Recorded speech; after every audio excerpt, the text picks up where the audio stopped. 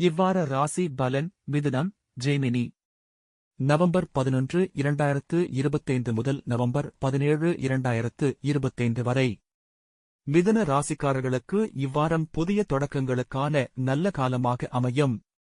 வேலைப்பகுதியில் முன்னேற்ற வாய்ப்புகள் கிடைக்கும். நீண்ட நாள் முயற்சிகள் பலன் அளிக்கும். திடீர் பயணங்கள் ஏற்படலாம், அவை உங்களுக்கு நன்மை தரும்.